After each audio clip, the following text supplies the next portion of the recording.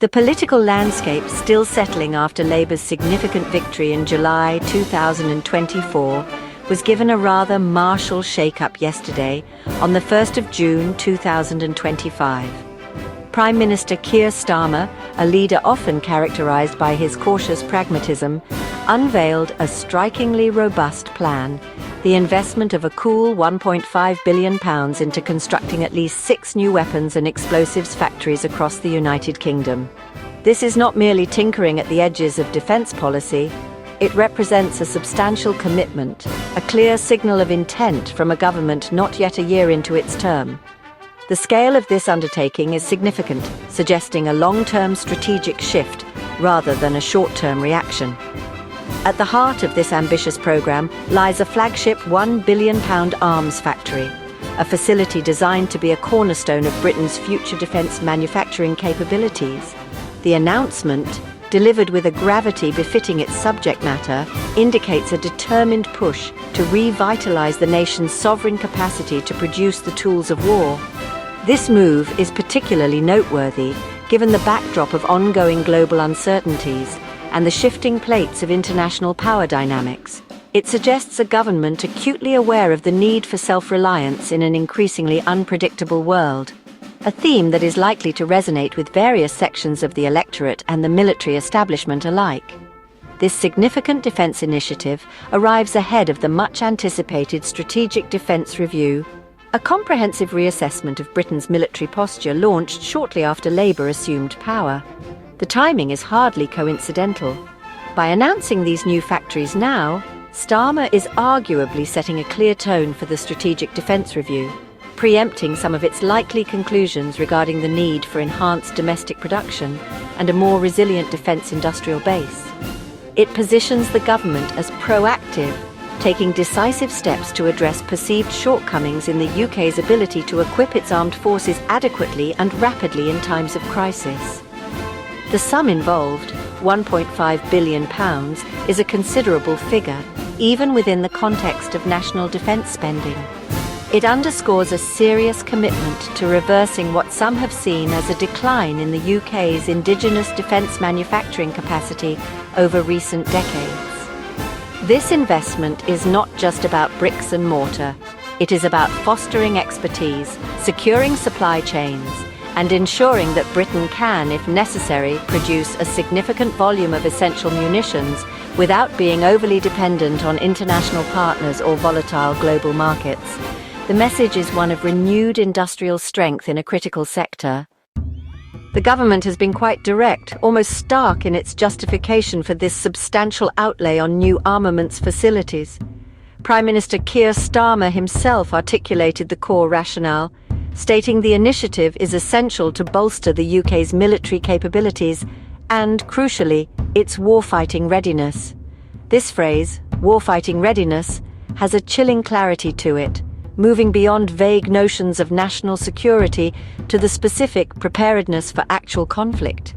It suggests a perception within government that the international environment has become significantly more dangerous, demanding a more robust and prepared military posture than perhaps previously acknowledged. This emphasis on readiness is explicitly linked to what Starmer described as direct threats by states with advanced military forces. While no specific nations were singled out in his primary announcement, the broader geopolitical context provides ample clues. Defence Secretary John Healey has been more forthcoming, citing growing Russian aggression as a principal concern. He also pointed to a litany of other challenges, including daily cyber attacks on UK infrastructure, the re-emergence of nuclear risks, and escalating global tensions.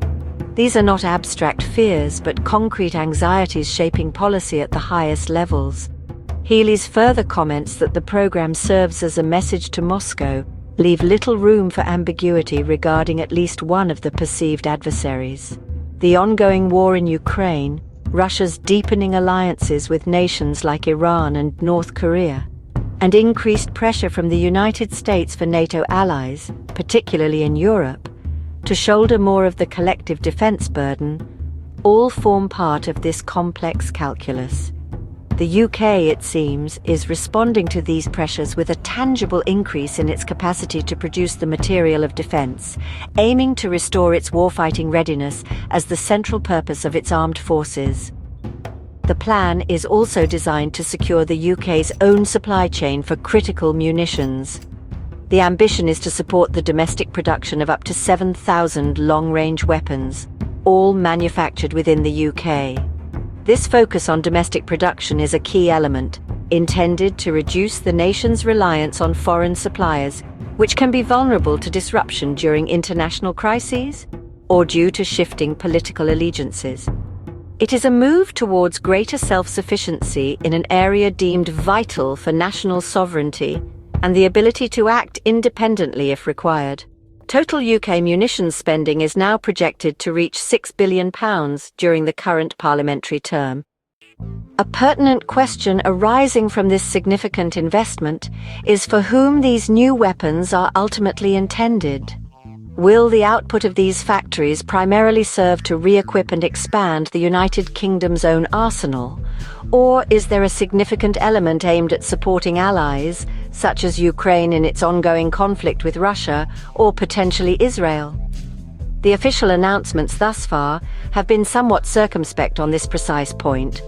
The primary emphasis has been consistently placed on enhancing Britain's own domestic readiness and its capacity to confront hostile states directly, suggesting a UK-first approach to the new production capabilities.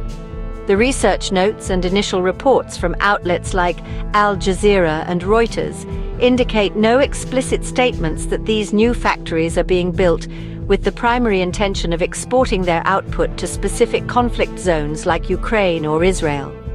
The narrative is firmly rooted in national self-defense and the ability to project British power independently. Starmer's declaration, "We are being directly threatened by states with advanced military forces, so we must be ready to fight and win," reinforces this focus on bolstering the UK's own warfighting capabilities first and foremost, ensuring the nation is prepared for direct confrontations. However, while the immediate stated aim is bolstering the UK's own military, the broader geopolitical context cannot be ignored. Britain is a key member of NATO, and the alliance's collective security posture is under considerable strain.